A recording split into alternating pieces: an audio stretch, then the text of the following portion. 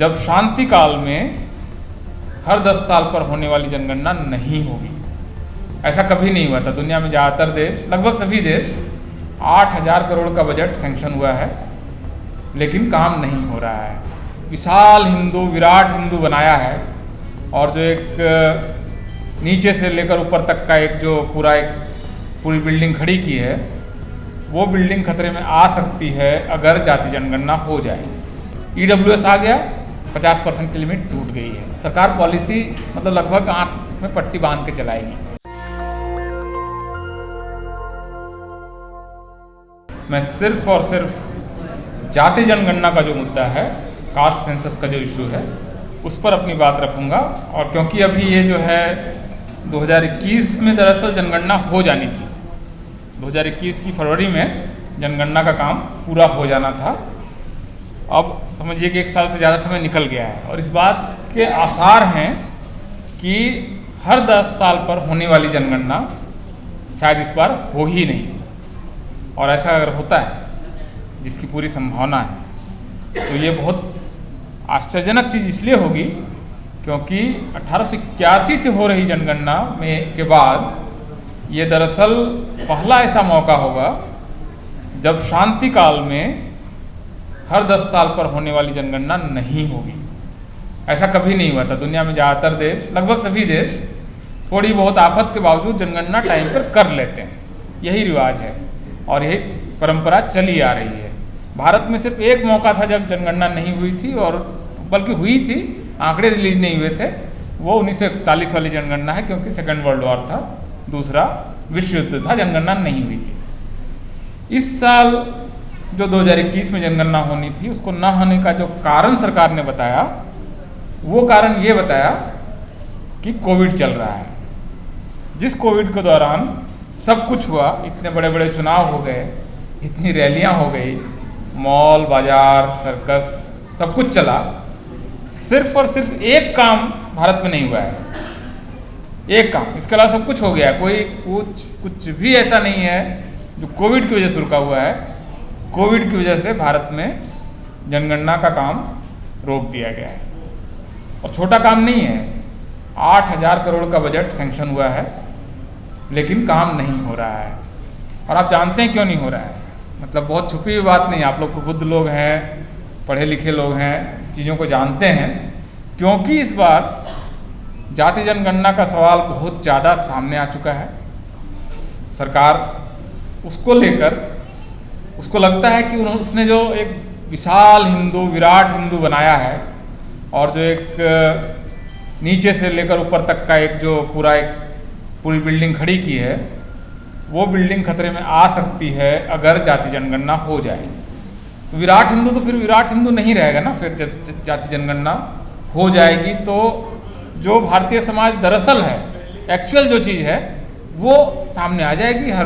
हर जाति को पता होगा कि इतनी संख्या है, हमारे इतने अफसर हैं, इतने सरकारी कर्मचारी हैं, इतने % बैंक लोन मिलते हैं, इतने नहीं मिलते हैं, इतने लोग इस उम्र में मर जाते हैं। ये सारे कोरिलेशंस हो जाएंगे जब हर जाति का आंकड़ा होगा। और उस जाति से जुड़े हुए जो 42 सवाल जनगणना में पूछे जाते हैं, उन सवालों को जब जोड़ेंगे तो हर जाति की हकीकत सामने आ जाएगी। भारतीय समाज का एक्सरे बोलिए, CT स्कैन बोलिए, हो जाएगा। उसके बाद पॉलिसी बनाने में बहुत आसानी होगी। दरअसल अगर सरकार की नीयत साफ हो, सारे आंकड़े हो, तो किस समाज के लिए कौन सा काम करना है, कौन सी योजना बनानी है, कौन सी योजना किसके लिए नहीं बनानी, किसको और नहीं देना है, किसको और बैंक लोन पर्याप्त से ज़्यादा मिल चुका है, ये सारे आंकड़े आने के बाद दुनिया बदलेगी, भारत में लोगों की ज़िंदगी बदलेगी। लेकिन सरकार नहीं चाहती है और इसको लेकर नवीन भाई ने भी अपनी बातचीत रखी है। मुझे लगता है 3 बड़ी समस्याएं होंगी और इसकी वजह से आप लोगों को जाति जनगणना के मामले में आप लोग, हर व्यक्ति का अपना एक प्रभाव का क्षेत्र होगा, जहाँ पर अपनी बात आप कहते होंगे तो बातें सुनी जाती होंगी। तो मैं आपसे सिर्फ ये निवेदन करूँगा कि जाति जनगणना के प्रश्न को उठाएं, मुख्य रूप से 3 वजहों से। एक तो कि केंद्र सरकार जो OBC के विभाजन का एक प्रोजेक्ट चला रही है 2017 से, रोहिणी कमीशन जिसके लिए बनी है, उसको बहुत अंधाधुंध तरीके से चलाया जा रहा है। बिना आंकड़े के ही वो काम कर रहा है और बीच बीच में कभी इंडियन एक्सप्रेस कभी कहीं उसकी रिपोर्ट लीक हो जाती है। जैसे एक रिपोर्ट लीक हुई कि भारत में कुर्मियों के पास सबसे ज़्यादा नौकरियां हैं। अब ये नौकरियां ओबीसी में, अब ये जो आंकड़ा छोटा सा रिलीज हुआ, आप इसको गूगल पर देखिएगा, अब किसी एक समुदाय के प्रति दुर्भावना पैदा करने वाली इस तरह की शरारतपूर्ण रिपोर्ट लगातार आ रही है।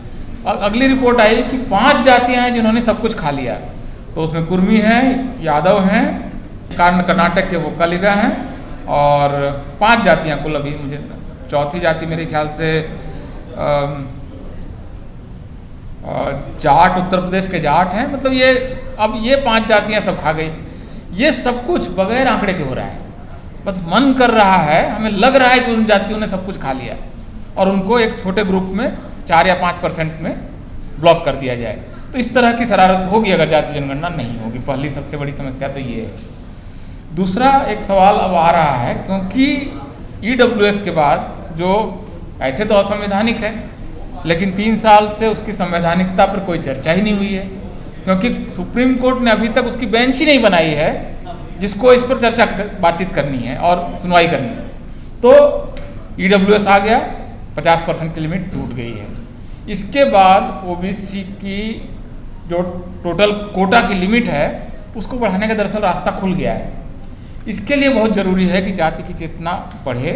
तमिलनाडु दे सकता है, आंध्र प्रदेश दे सकता है, कर्नाटक दे सकता है, कई सारे राज्यों में, इवन गुजरात में भी, मतलब कई राज्यों में ओबीसी की जो लिमिट है वो 27% से ऊपर है। तो अगर गुजरात को लेकर मैं कंफर्म नहीं हूँ, लेकिन कम से कम बाकी राज्यों का जिनका नाम लिया वो तो कंफर्म ही है। तो ये जो ओबीसी का अगर हमें डिमांड करनी है कि तमिलनाडु मॉडल है 50% ओबीसी रिजर्वेशन, अगर वो लेना है तो बहुत ज़रूरी है कि जाति जनगणना की रिपोर्ट आए। वो नहीं आएगी तो दिक्कत होगी। तीसरी बात और आखिरी बात कि अगर जाति जनगणना की रिपोर्ट नहीं आएगी तो लगातार नई जातियाँ इसी ओबीसी कोटा के अंदर घुसने की कोशिश कर रही है। अब कोशिश कर रही है क्योंकि आंकड़ा नहीं, तो क्या करती है, वो सरकार की बाह मरोड़ने की कोशिश करती है। और जब सरकार की बाह मरोड़ने की कोशिश करती है तो सरकार आमतौर पर फायरिंग कर देती है। कभी 20 कहीं गुर्जर मर जाएंगे, कहीं इधर 3-4 जाट मर जाएंगे, कभी कपू आंदोलन में ट्रेन जल जाएगी। तो ये इसी तरह से इस सवाल को हल करने की कोशिश होती है। लेकिन अगर 27% के अंदर नई जातियां आ जाएं बगैर आंकड़े के, बगैर पिछड़ापन साबित किए, सिर्फ सरकार पर दबाव डाल के, तो ऑलरेडी मेरे ख्याल से 1,500 से ज़्यादा जातियां मंडल कमीशन की लिस्ट में ऐड हो चुकी हैं। तो ओबीसी का हिस्सा दरअसल घट रहा है। इसलिए बहुत ज़रूरी है कि जातियों के पिछड़ापन का आंकड़ा आए, जो दरअसल जिनकी ज़रूरत है, जो मंडल कमीशन में उतने तो फिक्स हैं, उसके अलावा जो ऐड हो रहा है, नया ऐड हो रहा है, उसको उस आंकड़े से तय किया जाए।